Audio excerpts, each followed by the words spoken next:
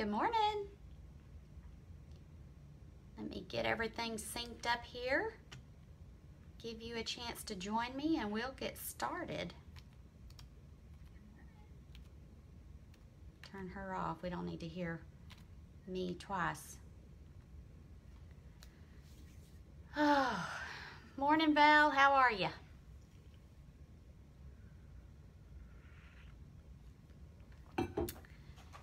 There you come. Seriously, I can't get my computer to behave this morning. I'm having all kinds of issues today. My air conditioner is off in my office. Got here this morning and the thermostat says it's 82 degrees in my office, and I wore long sleeves today because it was cool this weekend. So it's gonna be fun. I'm hoping that the building guy gets here soon and gets it fixed. Otherwise, it's going to be a miserable day. Okay, let's get, boy, here y'all come. Y'all are just jumping on. Let's get started. Y'all submitted several questions, and I'm going to try to hit on them. I wrote down 10 of them, so I'm going to go through these pretty fast. I don't think I have any big announcements today, but I'll try to answer these. But hey, my hair looks great so far. Now, if it stays 82 degrees in here in about 30 minutes, my hair is going to look flat as a pancake. But that's a whole different story. Okay, question number 1.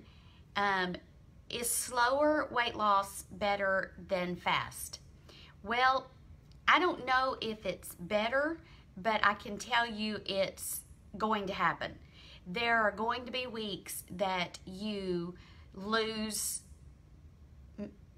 maybe an ounce. There are going to be weeks that you are going to celebrate if you lost a whole pound.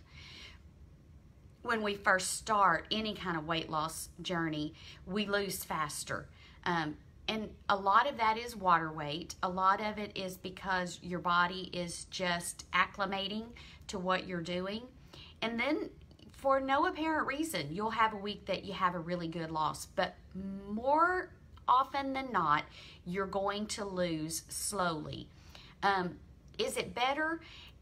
Honestly, I think it's better for many reasons. One is I think it gives your skin a better chance to shrink as your body is shrinking. People who tend to lose a huge amount in a very short period of time, I believe, these are all my opinions. There's no scientific anything behind it. It's just my opinion. But I think those people find that they have a lot more loose skin than the folks who lose slowly. But don't fret over a slow weight loss. It's still a loss. And as I've said many times, there is no end date to this journey except the day you stop breathing.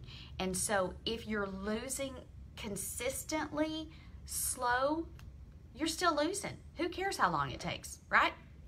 As long as you're alive and you're losing or maintaining, you're doing good. So don't worry about a slow weight loss. Okay, question number 2. Why did Weight Watchers change their name?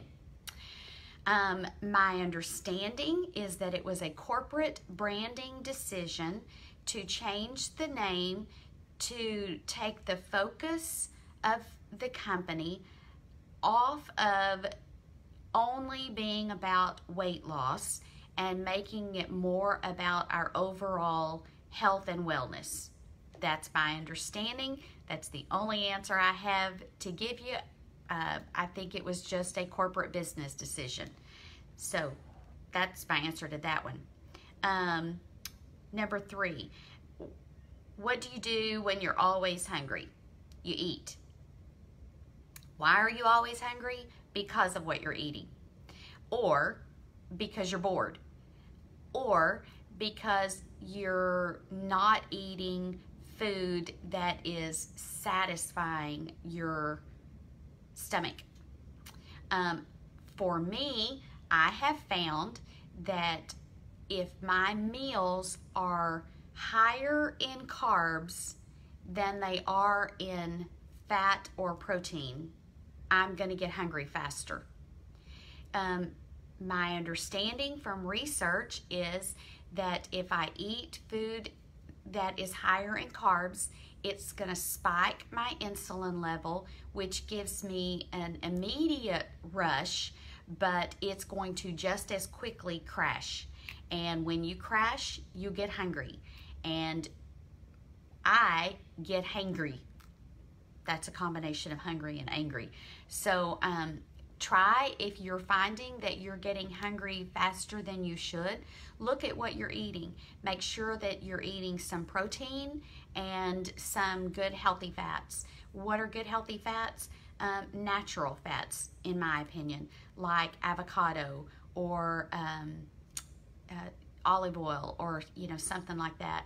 I'm not a big proponent of fat-free food because more often than not, if they take out the fat, they've added in sugar. And I would much rather put some good healthy fats in my body than sugar. So if you're always hungry, look at what you're eating. Make sure you're eating food that will satisfy you for longer periods of time, and that's usually protein.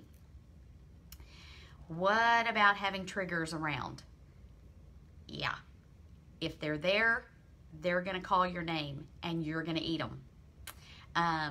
I can't have the foods that trigger me in the kitchen, because about 8 o'clock at night, they start talking. And so I just can't have them around. Find out what your triggers are. You probably know what it is. Mine are chips and sugar. So I don't have them in the house. If I'm going to have chips, I go out, buy the small snack size bag of chips, and I eat that, and then it's all gone. But don't have triggers in your house. Okay, now I know somebody's going to say, well, I have to have them there for my kids. Okay, then buy the kind you don't like and explain it to your kids and make sure they understand. It's not that I don't want you to have it. It's that I'm really, really trying to be healthy, and the Cheetos are a trigger food for me. So would it be okay with you if we didn't have Cheetos in the house? Maybe, like, I don't like Fritos, so Fritos don't bother me. But whatever your trigger food is, don't have it around you. Okay? Snack ideas. My go-to snacks are pretty boring, but I'll tell you what they are. A boiled egg and a piece of fruit, or a string cheese and a piece of fruit, or a 1 slice of Sara Lee 45-calorie bread and mustard, and a slice of boar's head turkey. What else do I eat for snacks? I'll count out almonds and a piece of fruit. Let's see, what are some other snacks that I do? If I have the points and I want to spend them, I buy the 4 packs of Austin brand cheese and peanut butter crackers, and those are 1 point per cracker, and there's 4 in a package, so I'll have a package of those, or half a package, depending on how many points I have to spend. If we're on the road, I either take a Quest bar with me, or I pack some fruit and cheese and boiled eggs in my insulated lunch bag and take those. Or if we stop at a gas station, we try to go to one that has the inside store, and you can always get fruit. I know a lot of people like yogurt. I have had colon surgery in the past, and yogurt does not agree with me, so I'm not a yogurt fan, but yogurt is a really good option for snacks. What are not good snack options? Trigger foods. Foods that you have a difficult time limiting the portion. And anything high in sugar is not a good snack food. Why? Because what we talked about a few minutes ago, it's going to spike your insulin level. you're going to get a buzz, and then you're going to crash. And when you crash, you get hungry. And when you're hungry, you don't always make good choices. Nighttime snacking. Close the kitchen. Whatever time you're done and you've tracked and you've finished tracking for the day, I clean my kitchen, I clean the sink, I turn the light out, and I go brush my teeth, and I'm done. Once the light is out in the kitchen, there is no going back in there. It is officially closed for the day. Nighttime snacking is never in your best interest. It's just not. There should be a cutoff time to the end of your eating day, and just tell yourself you're done. You're not hungry. I promise you, if you've eaten all of your points and you've tracked everything and you've gotten in a sufficient amount of protein and healthy fats for the day, you should not be hungry. So it's either you're wanting to eat out of boredom, or you're just, something in that kitchen is talking to you, or it's time to go to bed. Worst case scenario, go get yourself a cup of coffee or a glass of water or something to drink, but don't get food when you're not hungry. And if you're really hungry, you're really, really hungry, eat a boiled egg. Or an apple. If you're not hungry enough to eat one of those, then you're not hungry. You have to exercise the option to tell yourself no, and you have to get good at that. And then you have to listen to yourself when you say no. Maintenance. Some secrets for maintenance. You know, the last 5 pounds were so slow coming off for me. I never switched to maintenance mode on my tracker. You know, you can tell the tracker that you are in maintenance mode, and it will add those extra few points. I just didn't. I keep my tracker on weight loss mode because if I lose a few more pounds, it's not going to make any difference. And odds are I'm not going to lose more than an ounce or two here and there now that I've reached goal weight. So I do the exact same things that I did when I was trying to get to goal. I still track my points. I still make food choices as if I'm wanting to lose. The only difference is I allow myself every now and then to have something that I wouldn't let myself eat when I was trying to lose weight, but that's rare.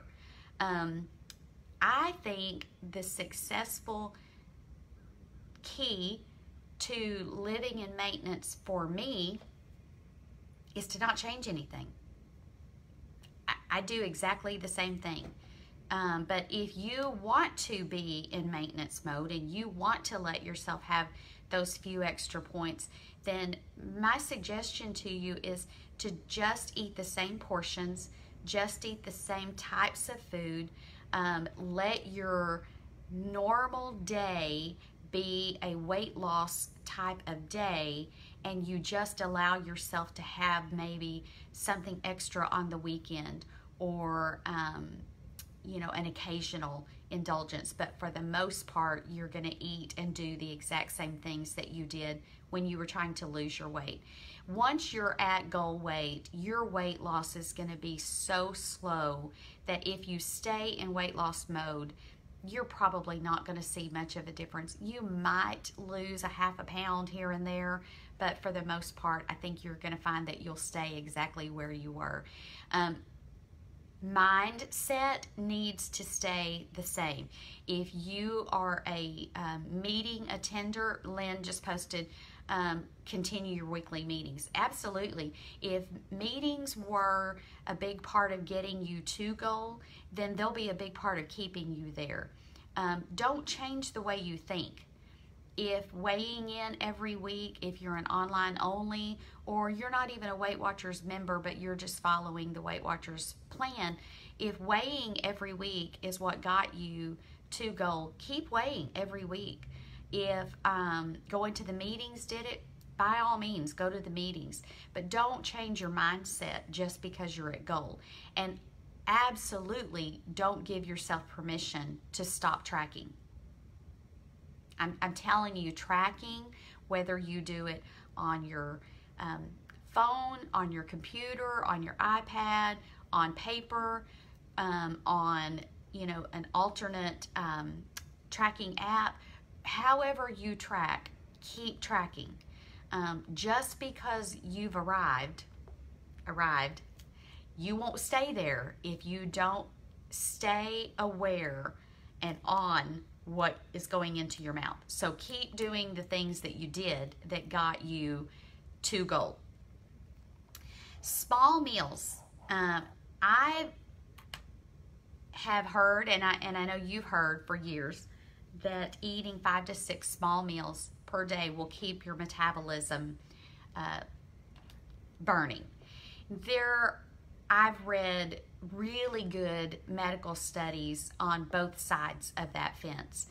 What I have found for me is if my meals are appropriately balanced with the right number of calories and protein and healthy fats, I don't need to eat every 2 or 3 hours. If my breakfast is a good, filling breakfast, I don't get hungry until lunchtime anymore. Now, if you're a diabetic and you need to keep your insulin levels, consistent, that's a whole different issue.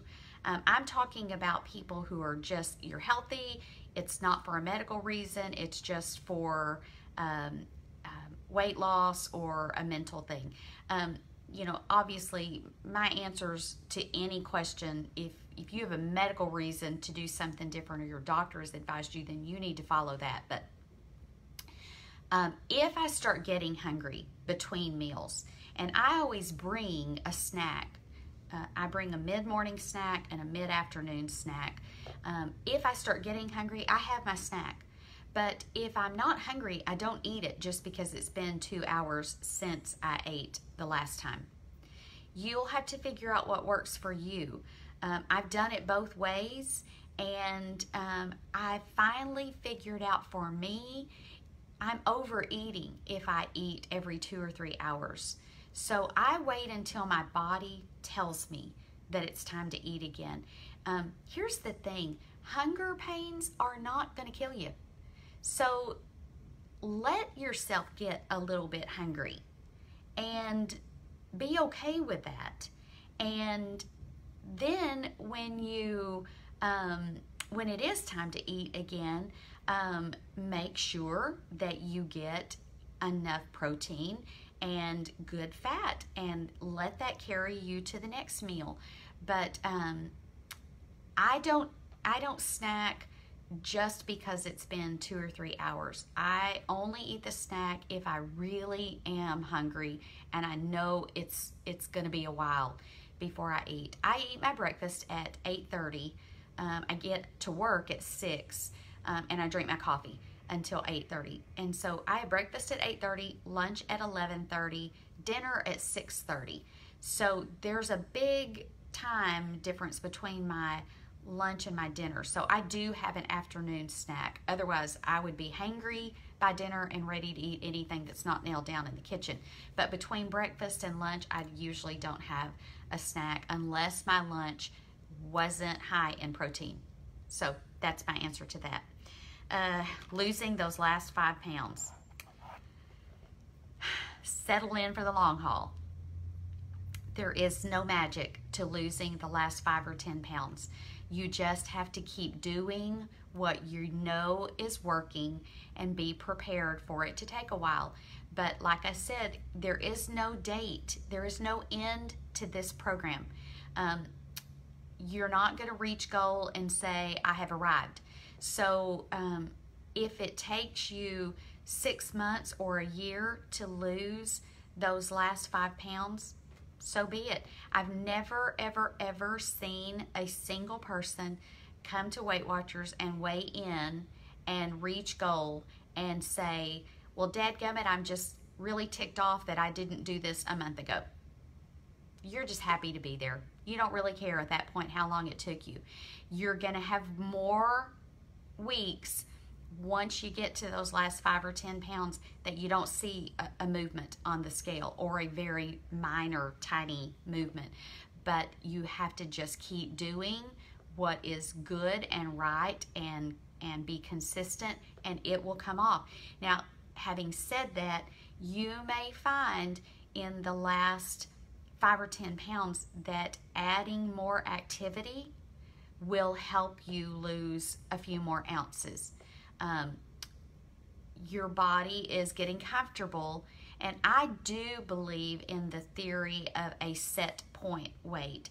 My body is happy at anywhere from 135 to 140. I don't want to stay there, so I have to be diligent about what I eat and getting some activity in if I want to get my weight under 135. But if I'm happy staying there, then I can just kind of on autopilot do what I normally do, and my body's happy to stay there. But once you get to that last 5 or 10 pounds, if you are finding that the scale just isn't moving, then I'm going to tell you something that some of you are not going to like, and this is not a Weight Watchers thing. This is what I've learned from personal experience has worked for me. So you might try not eating my last 5 pounds, and what works for me now is I can't eat a lot of carbs late in the day. I try to, if I'm going to have a lot of carbs in my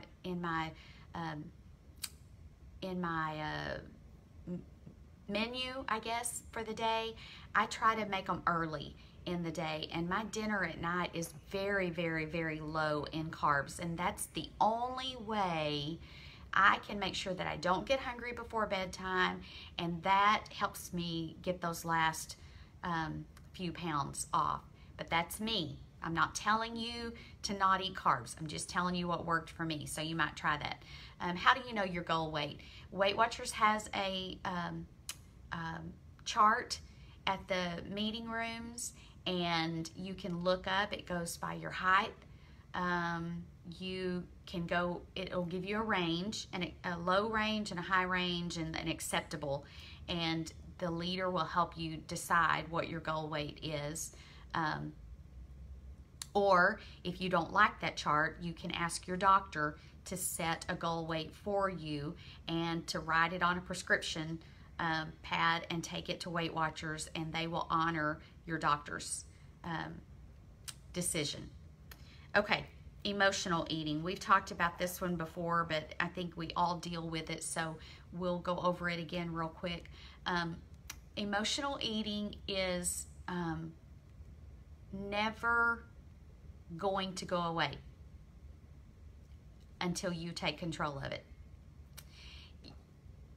We know in our heads, wait a minute, do I mean like bread, carbs, and rice? Yes, Jan. Carbs in veggies, I'm not talking about starchy vegetables like potatoes. I'm talking about, just like, I don't eat bread or rice or potatoes or anything with sugar at dinner time. That's just me. Okay, emotional. We know, we're old enough to know that food is not the solution to an emotion. It never has been, it never will be. If you're sad, you're not going to be less sad because you ate a cupcake. If you're angry, you're not going to be less angry because you had a cookie.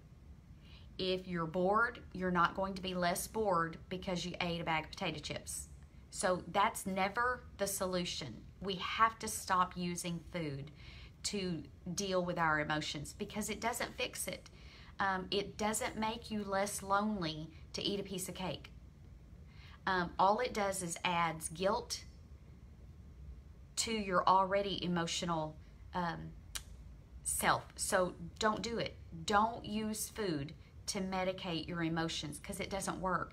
It's like having a migraine headache and drinking a glass of water. That glass of water is not going to do anything for your headache. You have to address the migraine.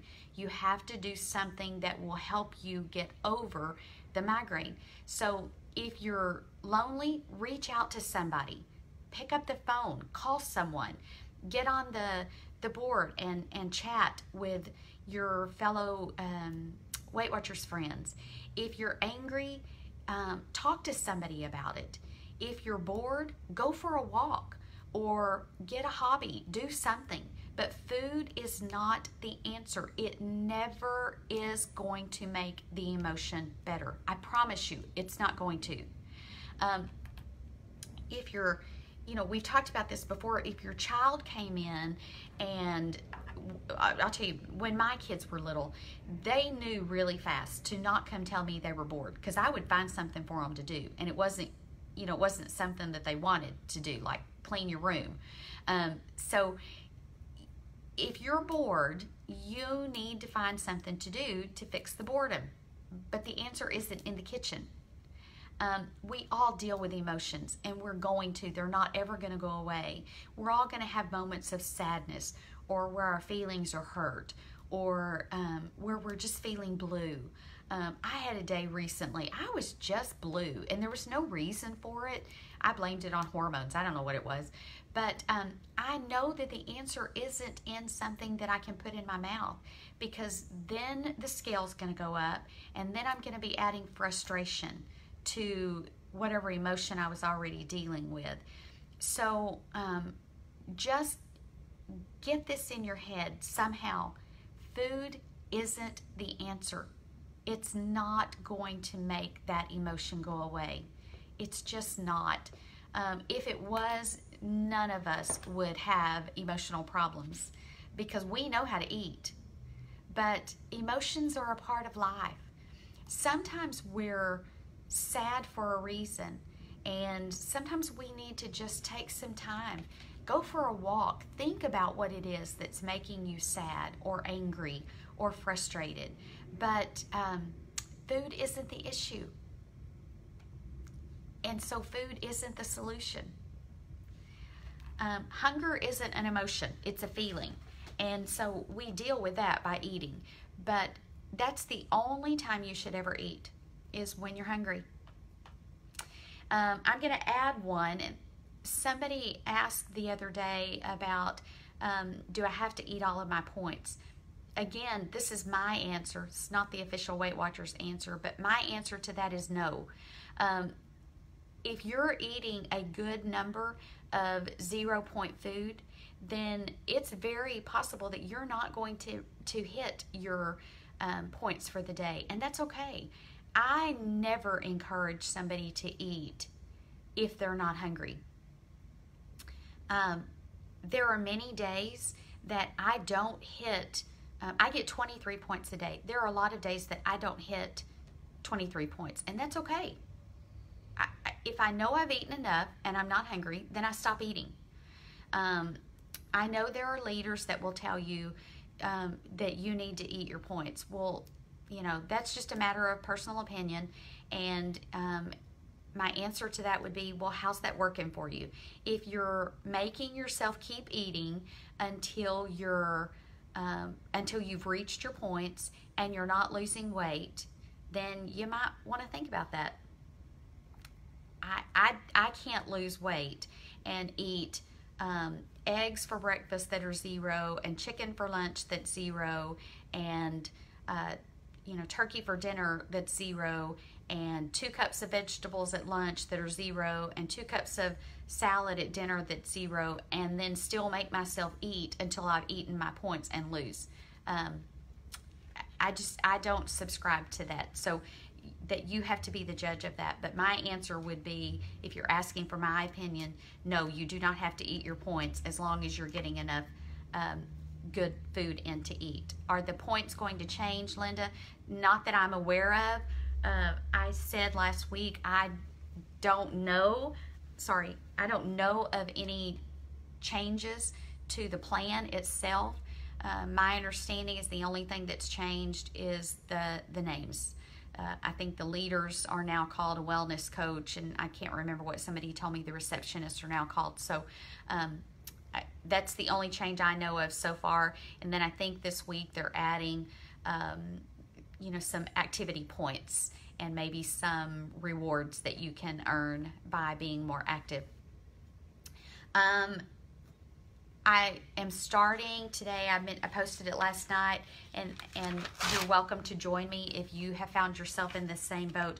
I had gotten off of sugar before my cruise, and then on my cruise I let myself have it, and I have found that it has become a little bit more than I want it to be present in my eating, and so sugar is a trigger for me, and it also triggers migraines.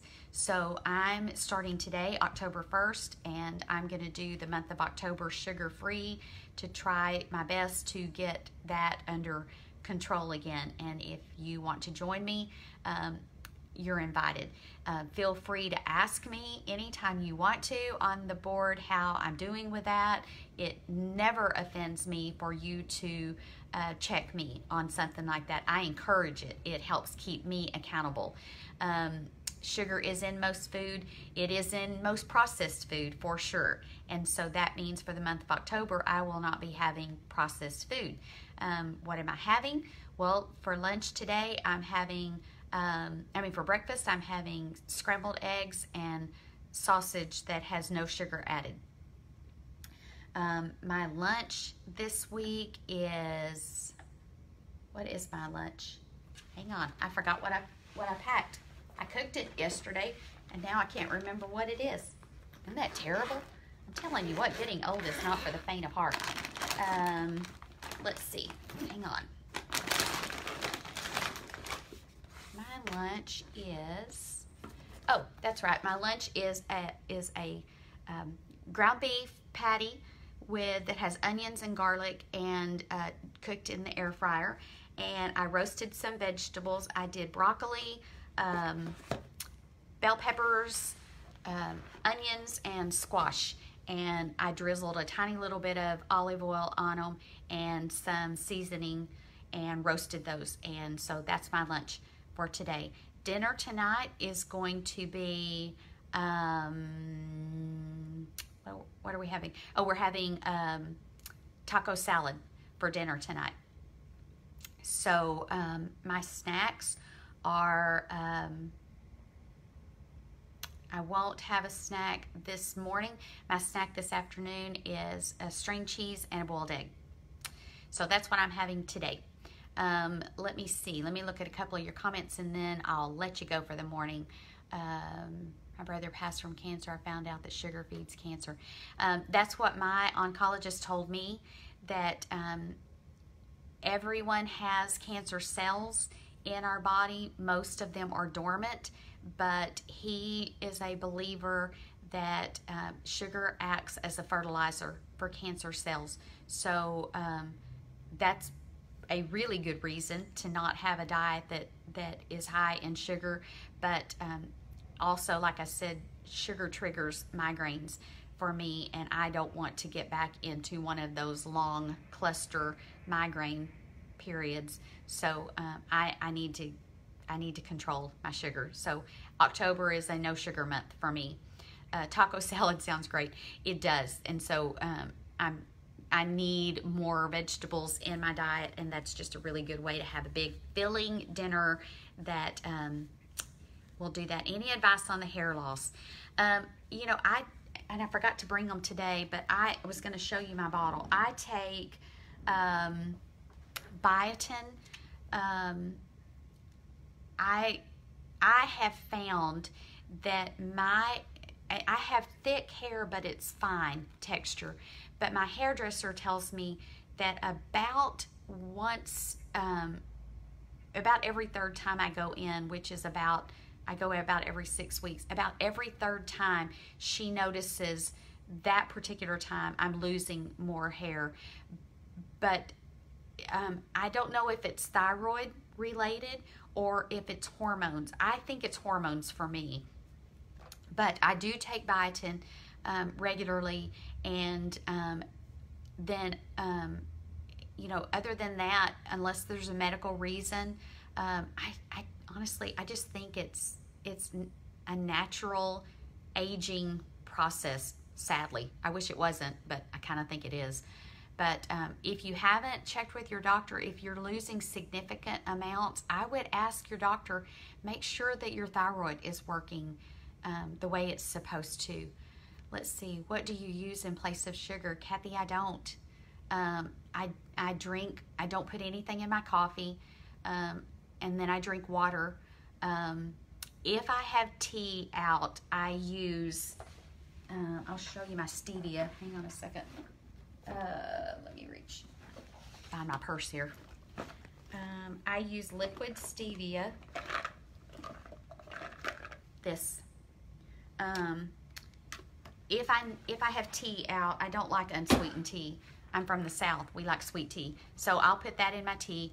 Other than that, for this month, I won't have any sugar replacements because I need to get the taste of sugar out of my mouth. Here's what my doctor told me, and we'll discuss this at length one week, but he said that a lot of people, not everybody, but a lot of people, anything sweet in your mouth, even if it's artificial sweetener, triggers your insulin level to go up. Even if it's not sugar and it's 0 calorie, if it's, you know, stevia or sucralose or Splenda or something, your body may not know the difference. And so if it's triggering an insulin spike, then it's affecting my weight and I don't want it. So for this month, I won't have anything sweet because I need to get my body used to not having a sweet in my mouth. That's just the only way I can go cold turkey and do this. So that's me. I think that's it. As always, I'll go back through your questions and try to answer any online. I've started this morning. I told y'all last week that I was going to do a 30 days one-on-one accountability thing with some of you, and several of you have joined me in doing that. And so once a week for 15 minutes, we're going to chat face-to-face, and then I'm going to try to help answer any of your questions during the week, and I'll let y'all know how that goes. I'm really excited about it. I think it's going to be a lot of fun. Middle of the night snacking. You know, I know this is going to sound really, really bad, really harsh, but a lot of those things, we just have to tell ourselves no. I wouldn't have allowed my children to get up in the middle of the night and snack, and so I can't allow myself to do that either. It's not because I'm hungry. It's not because my body needs it. Unless I'm not eating enough at dinner. If you're waking up in the middle of the night hungry, then you didn't eat enough protein and good healthy fat with your dinner. That should be enough to sustain you. But I'll try to go into that a little bit more. I'll do some research into it and let you know if I find out any more. Other than that, I want to wish you well this morning. Have a great day, and make somebody smile. It makes them feel better, and it's good for you too. I'll talk to you later. Bye.